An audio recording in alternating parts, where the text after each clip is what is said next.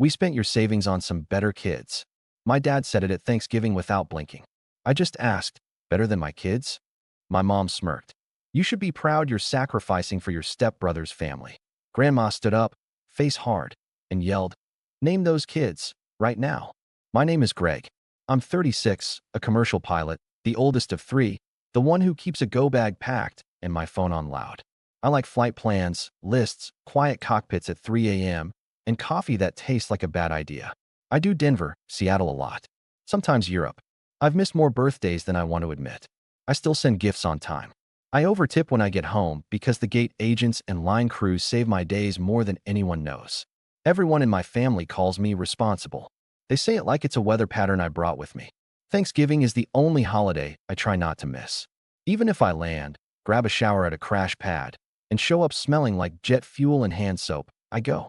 This year I walked into my parents' house with a store pie, 2 boxes of rolls, and a headache behind my right eye from flying the red eye and then sitting in traffic. Greg's here, my mom called from the kitchen.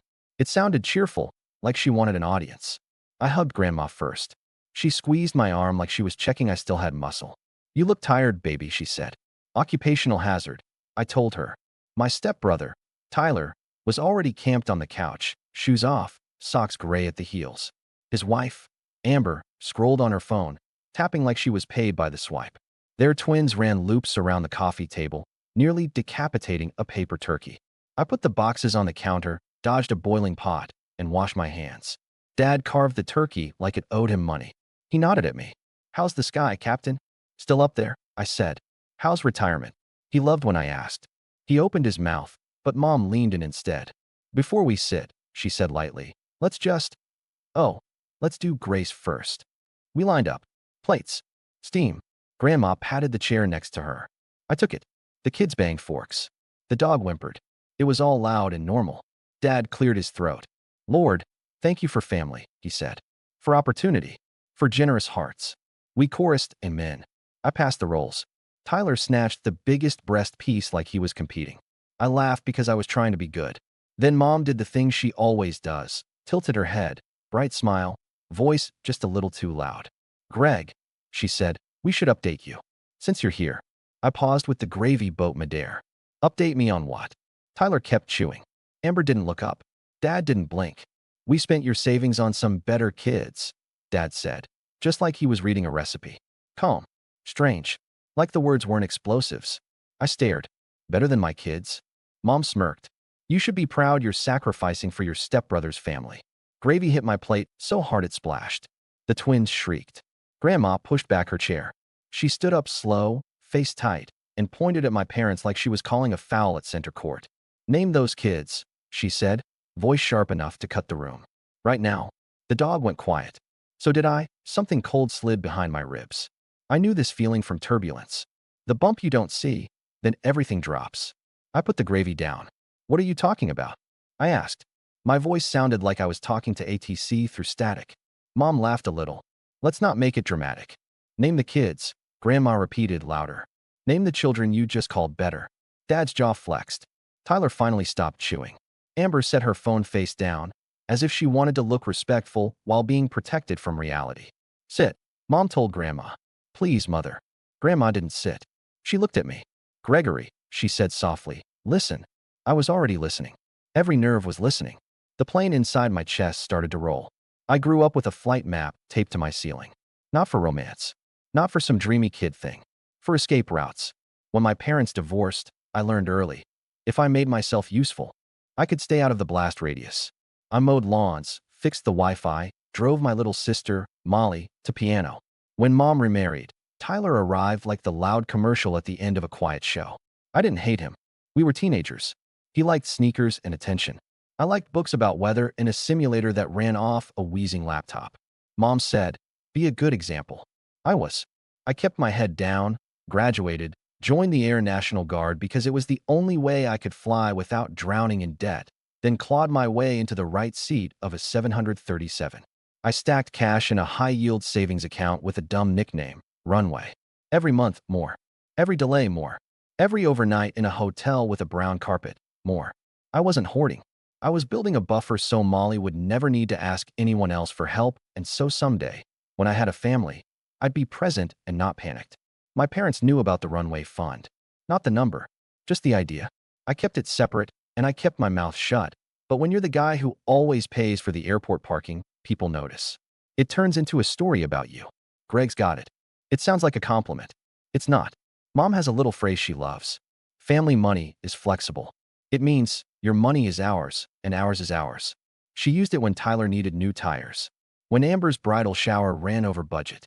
When Dad wanted to float a friend who was, coincidentally, always just about to pay him back. Each time, I said no. Each time, I was told I was cold, stingy, ungrateful. When Molly got into flight school last year, the small regional program near our hometown, she called me from the parking lot, crying with joy, acceptance letter shaking in her hand. I'll help, I said before she asked. I meant the deposit and the first semester bill. We set up a plan. I built a spreadsheet like a flight plan, legs, fuel, contingencies. I put the runway fund to work. It felt right. It felt like the whole point. I told Mom because I was happy. She said, "Finally, you're doing something meaningful with all that money." Then she added, "Just be careful. You know how women are with careers and babies." She said it with that sing-song voice like she was telling me to bring a sweater. I ignored it. Molly had grit.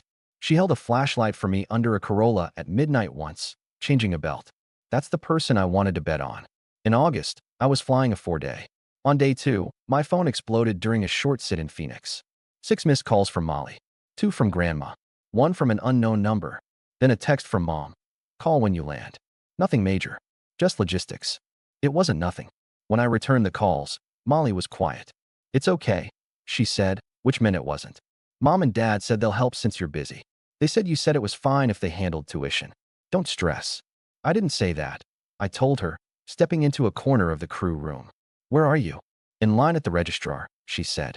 Amber came with me. Amber. She said she knows financial stuff. I checked the time. I had exactly 9 minutes before I needed to pre-flight. "Do not sign anything," I said. "I'm wiring the deposit tonight." She hesitated. "They already paid it," she said. "Said it was easier that way." "Who paid it?" I asked. "Dad," she said. "From your account." "It's fine." I stared at my phone like it had lied to me. "From my what?" "The runway," she said gently. "Greg, they said you told them the login because you were flying. They said family money is flexible. I know you're upset. Please don't be. Tyler had a line on a discount if we bundled with his stuff." "Bundled with what?" My voice climbed into the nasal place I hate. "Little things," she said. "Tyler's business credit. The twins' preschool fees. It's just for now. He said it evens out." I swallowed hard enough to hear it. "Put Mom on," I said. "She's parking," Molly said. "Greg, I have to go." I cut in because the PA dinged and a gate agent waved. "Do not sign anything." I said it again. I said it like a prayer. Then I flew a plane full of strangers safely to San Jose while a storm built behind my eyes.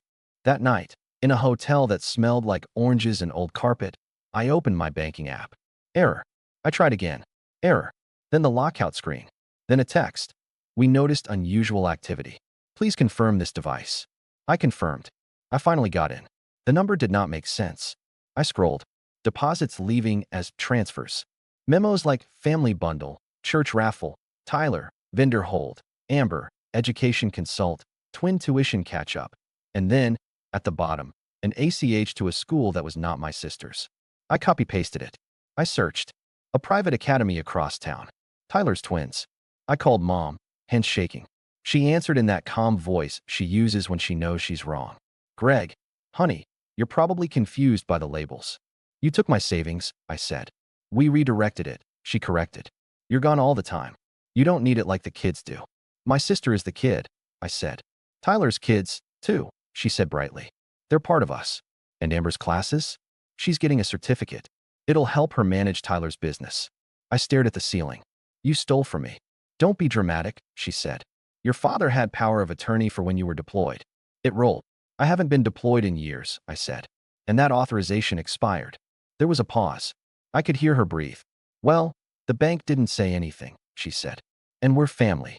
That night, I wrote down transactions on hotel stationery because I needed to see them in ink. I added columns. I totaled. I sent a screenshot to my dad and to Mom and to Tyler and to Amber and, because she's the only person in this family who tells the truth, to Grandma. "No more transfers," I wrote. "Freeze this now. We're meeting at Thanksgiving. Do not touch Molly's tuition." Refund everything else. Dad replied, calm down. We'll make you whole. Tyler replied with a thumbs up emoji. Amber replied, let's talk when you're not flying. Mom replied, we can't refund a preschool. Don't be selfish. Grandma replied with a single line, I'll be there. I added 2 more deposits to the runway fund from my next paychecks because I'm the kind of idiot who tries to fix a fire with more wood and a map. I called my bank. I set up new guardrails.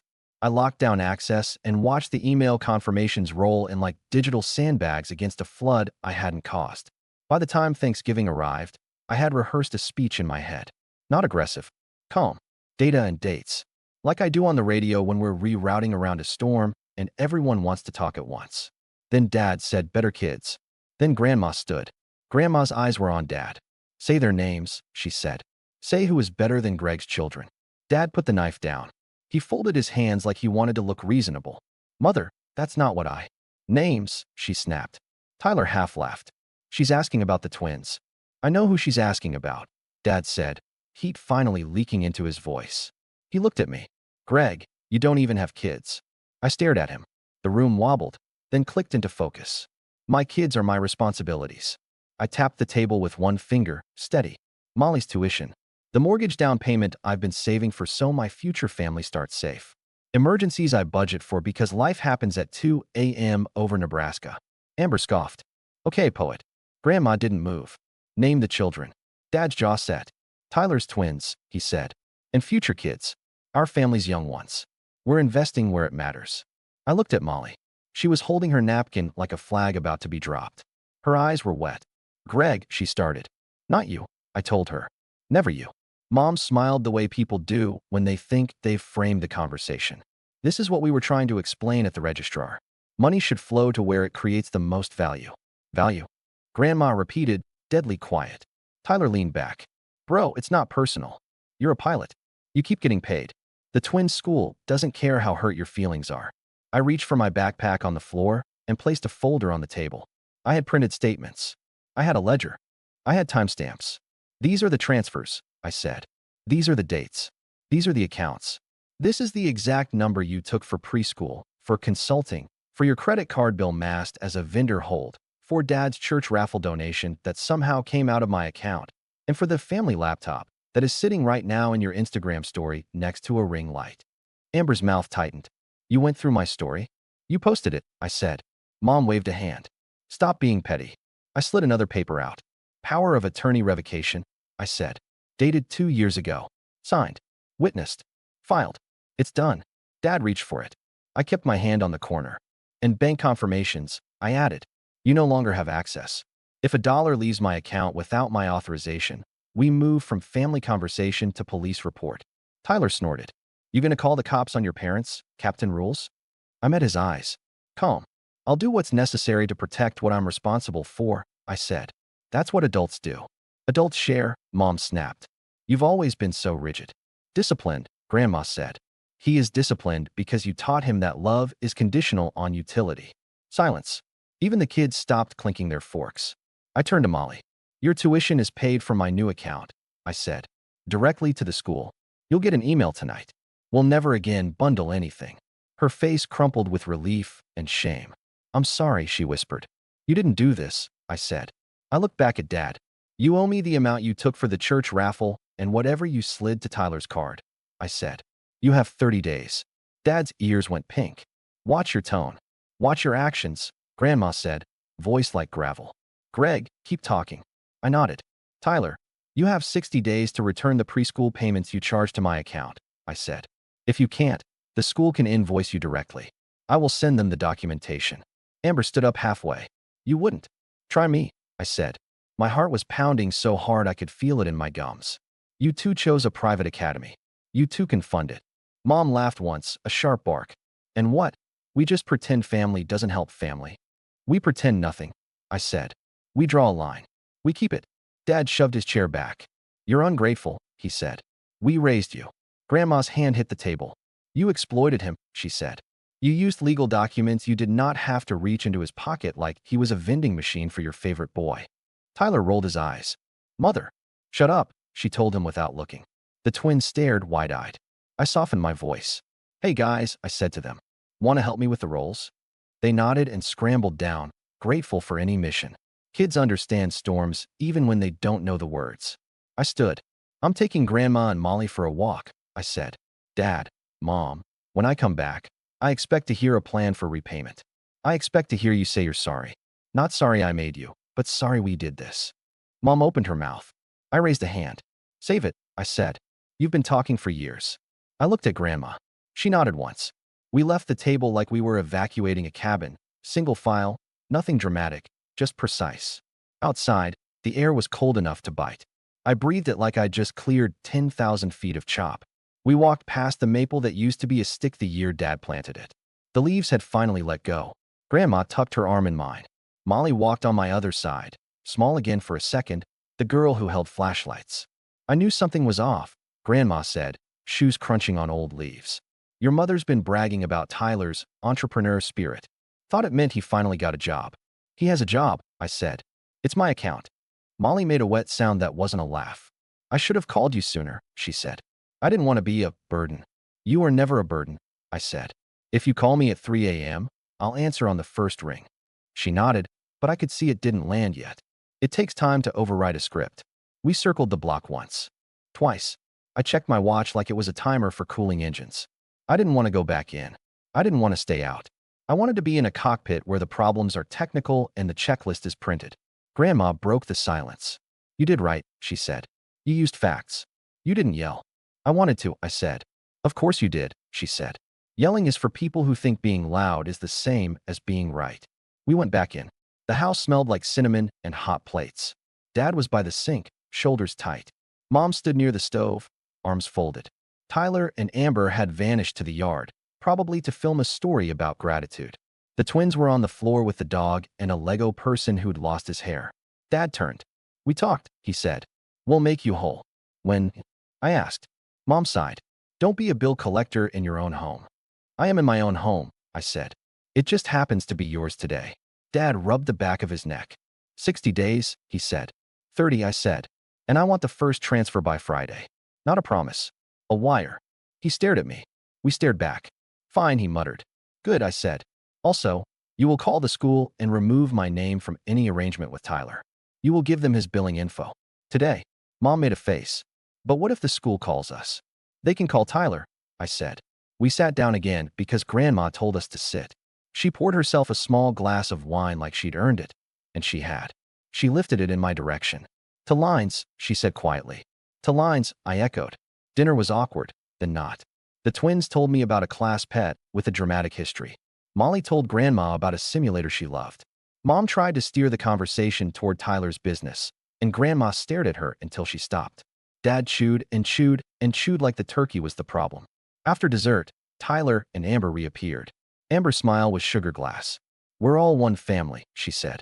This felt confrontational. Choices have consequences, I said. That's not confrontation. That's gravity. Tyler shuffled, then squared up. Look, bro, he said, softer. I got in over my head. I thought I'd make it back quick with this drop-shipping pivot. Stop, I said gently. Do not pitch me. He closed his mouth. It might have been the first time I'd ever seen him do it. You can send whatever you want back in installments as long as they add up by day 30, I said. But I am not underwriting your life. He nodded once. Okay. Amber bristled. You make so much money up there in your little plane, she snapped. It's easy for you to act superior. I make money because I work when most people are asleep, I said. And because I learned from the two of you exactly what happens when you don't plan. She didn't like that. She left the room. Tyler followed, shoulders slumped. Mom cornered me by the fridge. You humiliated us, she said, under her breath. You stole from me. I said, not under mine. She blinked. We didn't, not really. We managed resources. Call it what you want, I said. It will not happen again. Her mouth wobbled, then smoothed. You've always been so proud, she said. I've always been careful, I said. Pride is what made you call the twins better. She jerked like I'd hit her. I didn't. You did, I said. One day, they'll be old enough to remember it. She looked toward the living room where the twins were trying to put a Lego helmet on the dog. Something in her face softened, then hardened. You don't understand, she whispered. We never got help. We wanted to do it differently. You did it differently by making someone else the parent, I said. You chose me. You just didn't ask. Grandma's voice floated in from the doorway. The bill for doing it differently is due, she said. Pay it. That night, after I dropped Grandma at her house and hugged Molly in the driveway until she laughed because I wouldn't let go, I sat in my car and opened my banking app. A pending transfer, $2,000 from Dad. Memo, partial. I exhaled. Not gratitude. Not forgiveness. Just data. A first step. The next morning, I sent an email to the school. Please remove me from any billing arrangements related to the last name twins. Please attach Tyler, last name, and Amber, last name, for future invoices. I CC'd Dad. I CC'd Mom. I attached the ledger again because I wanted the facts to live in more than one place.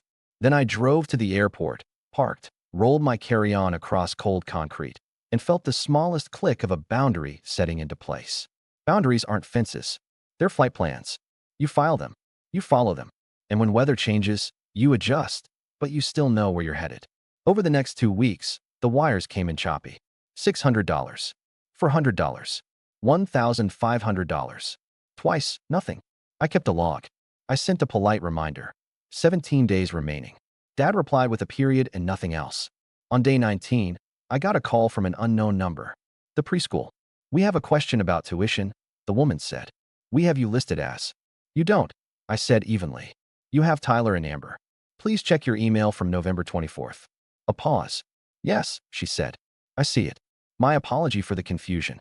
No problem, I said. Happy to clarify. After I hung up, I sat on a bench in the quiet part of the terminal and let my hands shake. Not from fear. From the come down. The adrenaline tax. I let it pass. Then I ate a stale protein bar and boarded. The last transfer cleared on day 28. Memo. We're even. We weren't. Even isn't about numbers.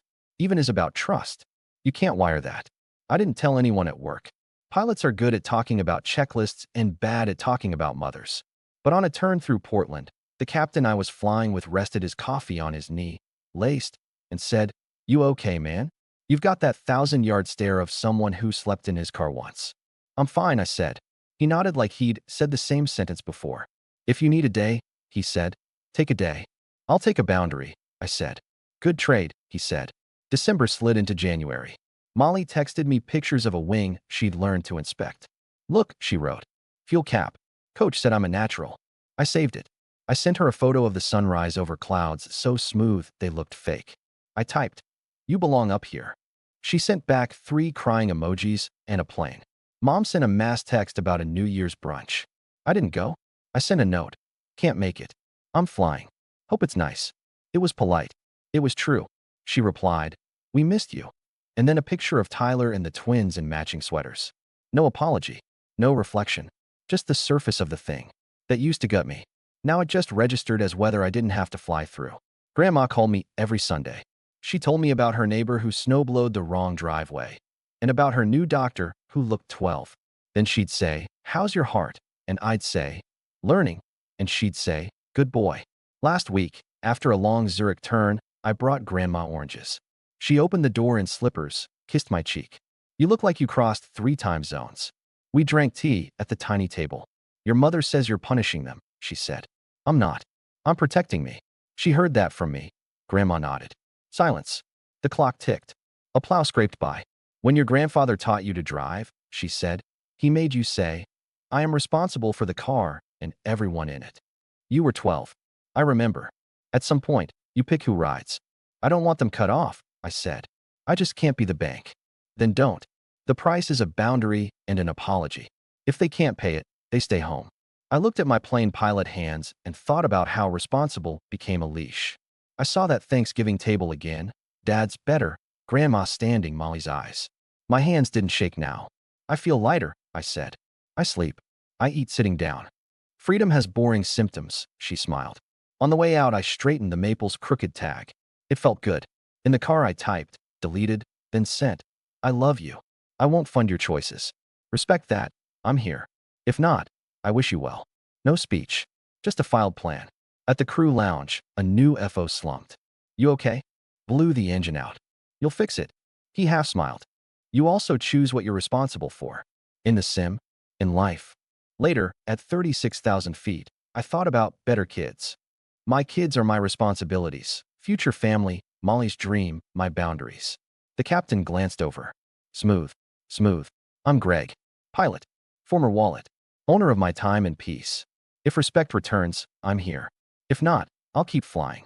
The sky's still there. Plan filed. Weather clear.